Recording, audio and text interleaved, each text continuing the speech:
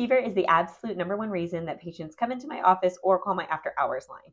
And after many years as a pediatrician, most of what families know about fever is either outdated, incomplete, or sometimes outright wrong. So today, we're going to fix that.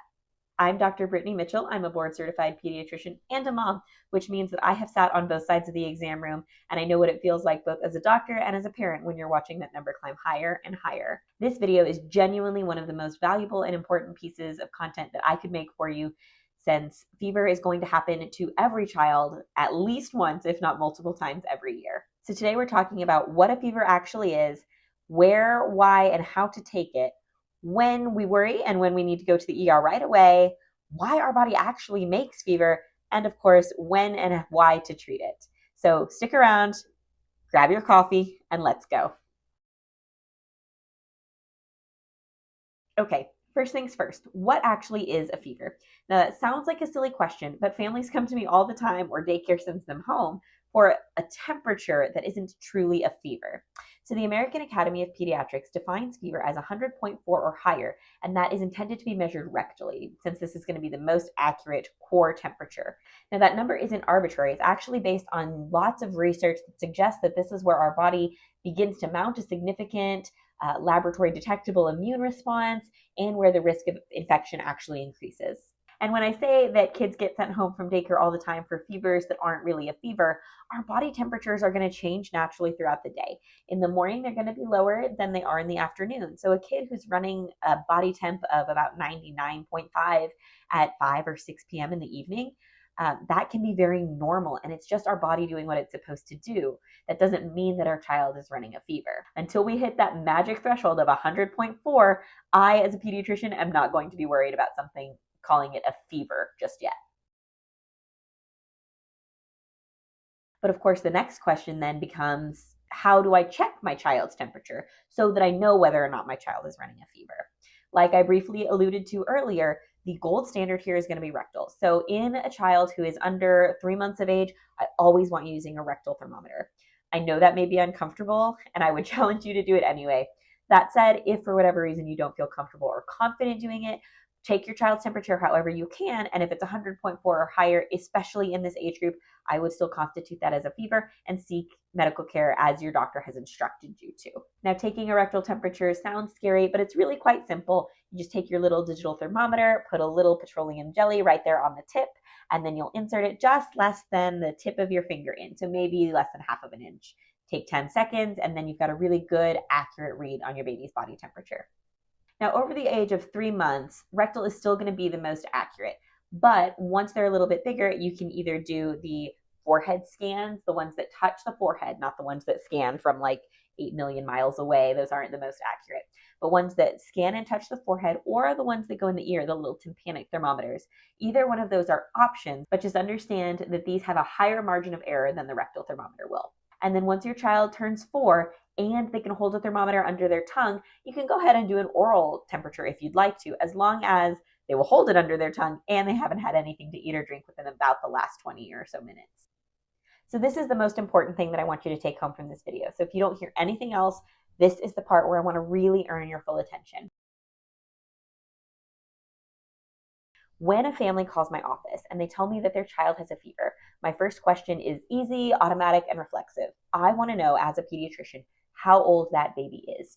If that baby is under 3 months, especially if that baby is under 2 months, and we have a true rectal temperature of 100.4 or higher, that is a medical emergency. Any pediatrician will tell you that if we have a fever of 100.4 or higher in a baby that is less than 60 days old, we need to go straight to the ER. We do not pass go. We do not collect $200.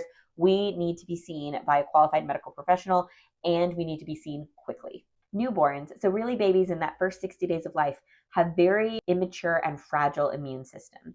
And so they don't localize infections very well. They can get sick very, very fast, whether that be a UTI or meningitis or a bloodstream infection.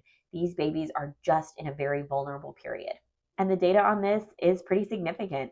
Studies have shown that up to 12% of febrile neonates, or babies under the age of 28 days who have a fever, have some sort of significant bacterial infection. We have no real way of knowing what babies are going to fall in that 12%, which means that every baby with a fever of 100.4 or higher that falls in that age range gets what we call a full workup. Now, after they're a little bit bigger, so in that 30 to 60 to sometimes 90-day age range, we're going to think about it a little differently because it's not necessarily as scary as when they were younger. But these infants can still get very sick very quickly. And so, always needing to reach out to your doctor or your child's provider to make sure that we get the appropriate workup based on our age, our risk factors, and our clinical appearance. Thankfully, once they're a little bit bigger than that 3-month age, we can have a little more leeway when it comes to watching and waiting at home versus seeing your doctor versus, of course, the emergency room if we really need it, and always doing these things with discussion with your doctor. So shifting gears really quickly, I want to talk about why our bodies make fever in the first place. It is important that we as parents understand, because I think this gives us a lot of peace of mind, that fever is not a flaw, it is a feature. Our child's body makes fever on purpose. So anytime our immune system encounters a foreign substance, whether that's a bacteria or a virus, we are activating in response to that. The body makes things called pyrogens, which are really fancy names for chemical messengers that tell our body to turn up the thermostat. And it does that for a couple reasons. The first reason is that most viruses and bacteria really only are able to replicate and reproduce at a very narrow temperature range. So when we hike up the thermostat, the virus or the bacteria can't continue to make more copies of itself and make more infectious symptoms. And then fever activates the immune response. So it increases the production of antibodies, increases inflammation, which helps fight fever, and ultimately makes it easier for the infection fighting cells to get where they need to go. Now, I'm not saying that we should let our kids hang out at 104 and be miserable, but I am saying that we don't need to eliminate the fever at all costs.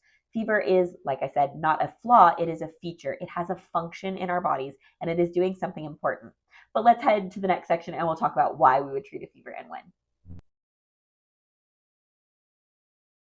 The biggest reason that we treat fever is because of a child's comfort. So a child who's running a 102 fever but is also running laps around the exam room is perfectly fine. However, if a kiddo is 101, so even a lower fever than I just suggested, but they're not drinking, they're working hard, they look miserable, that's when we want to treat a fever. We're thinking about comfort and then really trying to prevent those danger signs. So a kiddo that doesn't want to drink is going to potentially end up dehydrated and need the ER for other reasons than just the fever. A child who has a little bit of an antipyretic, so Tylenol or Motrin, on board for that fever and is looking and feeling a little more comfortable is going to rest better, recover better, and overall have a better time.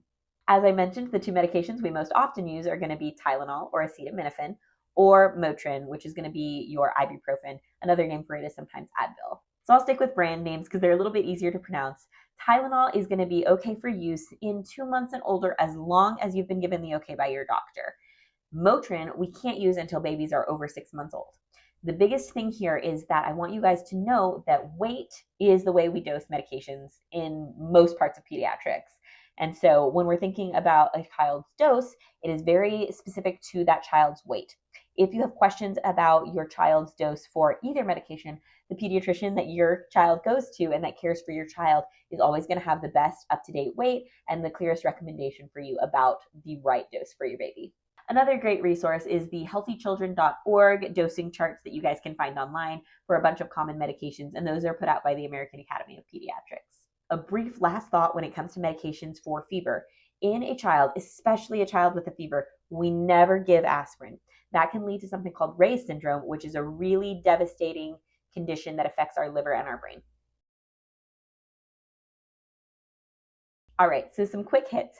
Reasons that we would absolutely go to the emergency room are going to be fever in babies under 60 days old, fever in any immunocompromised child, and you will know if that applies to your child. Fever that is 104 or higher and it doesn't respond to medication, and a child of any age with fever who's having other problems like dehydration, not making tears when they cry, they're so sleepy you can't wake them up, they're working really hard to breathe, or something about them just doesn't look right. Those are all great reasons to seek emergency care. Now, you may try calling your child's after-hour provider line if you are running fever and you are between that 60 to 90-day age range. Of course, if you can't get a hold of anyone or you'd rather be safe, it's never a bad idea to go in, as those kids can still get seriously ill. And then a good idea to call your doctor if we have a kid that's running fever for more than a couple days, and certainly if we are running fever that is truly 100.4 or higher for 5 days in a row, your doctor is going to want to know about that.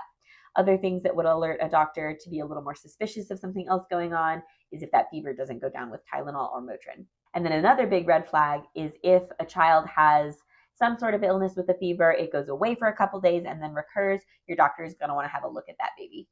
The key question I ask families to ask themselves is not how high is the fever or at what temperature do I worry, but how does my child look? So the kid that's 103 but watching cartoons and giggling, probably going to be just fine. In the kid that is 102 but looks miserable or really is having a hard time going at all without Tylenol or Motrin, that's a little bit more worrisome and might require more evaluation. When I think about it, the number matters, but the way the child looks matters more. So let's bring it all together. Fever is a feature, not a flaw. So it is always okay to let it ride as long as our kid looks comfortable. But if the kid is not looking good, then we can go ahead and treat it in appropriate weight-based doses as guided by your child's pediatrician. Of course, there are always those special populations, such as newborns, where fever is always going to be a red flag emergency and it needs to be treated as such. Remember that the most accurate way to measure this is going to be a rectal temperature for the little ones, with a little bit more freedom as we get bigger, always having something that comes in direct contact with the body and doesn't scan us from across the room.